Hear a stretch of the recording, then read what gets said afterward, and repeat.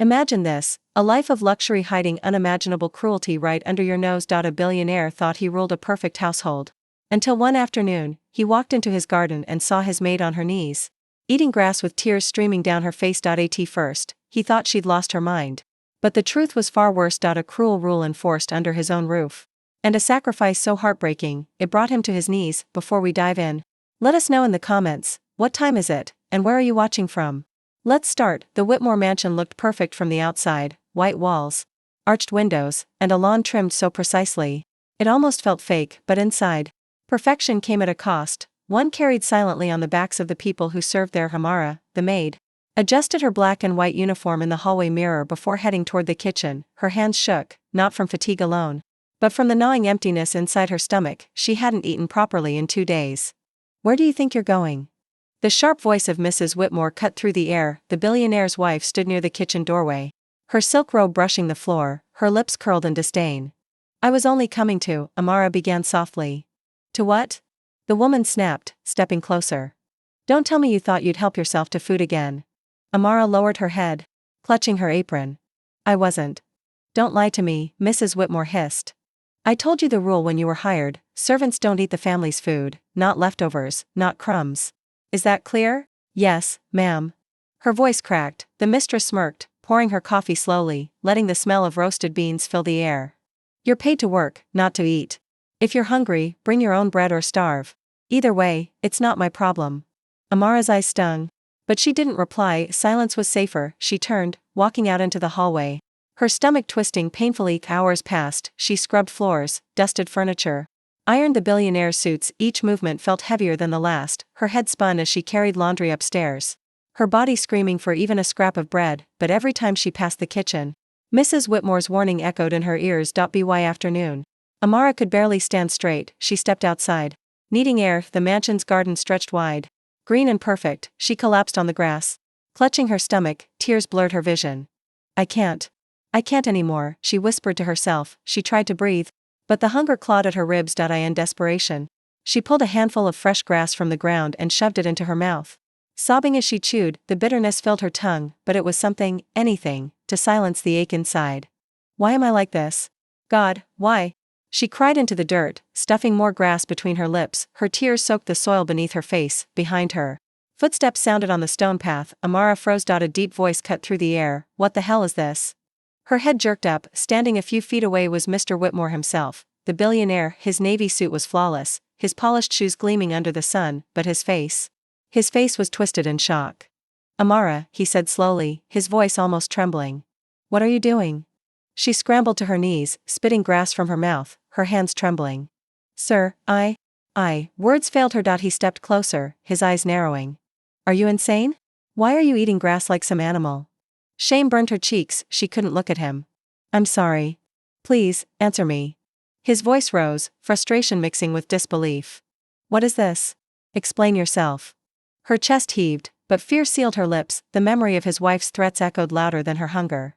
If you tell him, you're finished, you lose this job, and then what will your family eat? She choked on her words, clutching her apron. I can't. He loomed over her, his anger masking something else, confusion, maybe even fear. You can't what? Speak. Her silence cut through the garden like a knife. The billionaire's jaw clenched, his fists tightening at his sides. You will tell me, Amara, now, because what I just saw. He stopped, his voice shaking. No, I want the truth.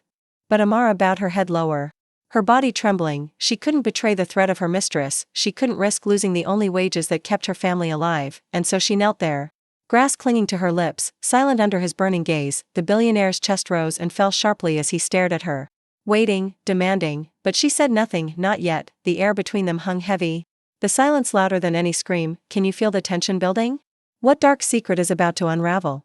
Mr. Whitmore's eyes were fixed on Amara, his breath sharp as if he were holding back a storm. Amara, he said again, lower this time, more dangerous. I don't want excuses. I want answers.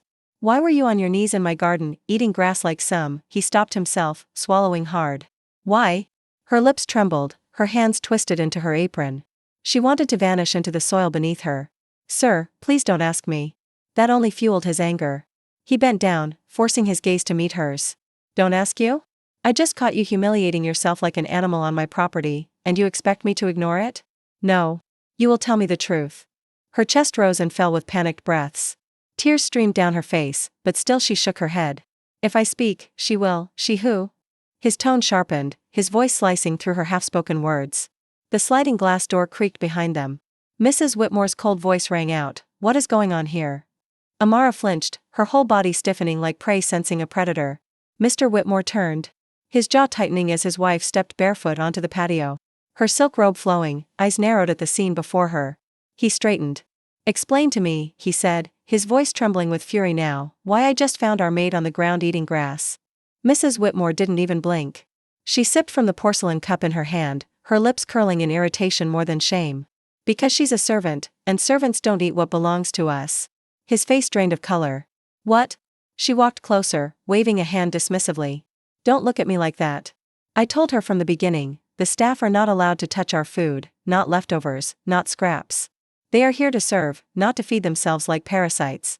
Amara's head dropped lower, hot tears burning her cheeks. She wanted to disappear, but Mrs. Whitmore's words stabbed deeper than hunger. Mr. Whitmore's chest rose, then sank, his hand trembling at his side. "You mean to tell me you've been forbidding them to eat in my house?" Mrs. Whitmore rolled her eyes. "Don't be dramatic. They have wages. If they're too stupid to bring their own bread, that's their fault. I won't have servants rummaging through my refrigerator like rats. This house has standards." He stared at her as though seeing her for the first time. "Standards?" His voice cracked, disbelief lacing every syllable. "You call this cruelty standards?" She was starving to the point of chewing grass. "And you," he broke off, his voice shaking. "You watched it happen." Mrs. Whitmore's expression hardened. "Don't raise your voice at me. This is my household. You're never here, always buried in work. I kept order. If she's hungry, let her figure it out. That's not my problem." Something inside him snapped. His hands clenched, his throat tightening. He turned to Amara, her frail body hunched, her eyes glued to the ground as if shame alone could bury her. "Why didn't you tell me?" he asked, softer now, desperate. Amara shook her head, sobbing. "Because, sir," she said, "if I complained, I'd be thrown out, and I send all my wages back home. My son is sick. If I lose this job, her voice broke completely. He won't survive." The billionaire staggered back a step, his throat closing, his eyes blurred. His maid wasn't mad. She wasn't weak. She was starving in silence to keep a child alive, while scraps of food were tossed into the trash in his kitchen. He turned to his wife, his voice raw. "Do you hear that? She's been starving under our roof while you threw food away. Do you even realize what you've done?" Mrs. Whitmore's jaw tightened. "Don't turn this into some melodrama. She's just a maid. They come and go. Don't act like she matters more than." His roar shook the garden, silencing even the birds. "Don't you dare speak another word. Not one more. I don't even recognize the woman standing in front of me. Heartless, cruel, inhuman." Mrs. Whitmore's mouth opened, but the look in his eyes silenced her. He turned back to Amara, his chest heaving. Slowly, he knelt down on the grass beside her, his hand hovering awkwardly, ashamed. "Forgive me," he whispered, his voice breaking. "Forgive me for not seeing. For not knowing. For letting this happen under my roof." Amara sobbed harder, her frail body shaking, but she didn't move away. For the first time in years, the billionaire felt tears burn his own eyes. His empire, his money, his power, it meant nothing in that moment. What shattered him wasn't business loss or scandal. It was the sight of a loyal maid forced to chew grass while his wife sipped coffee. "I swear to you," he said, his voice trembling but steady. "This ends today. You will never go hungry again. Not while I have breath in my body." The sun dipped lower, casting long shadows across the immaculate garden. And there, in the quiet, the mighty billionaire broke, not from market crashes, not from rivals, but from the unbearable truth of the cruelty in his own home. It made him cry. If this story shook you, let us know in the comments. What would you have done if you were in the billionaire's place? Don't forget to like, share, and subscribe to Whisper Fable so more people can hear stories that remind us of compassion and justice.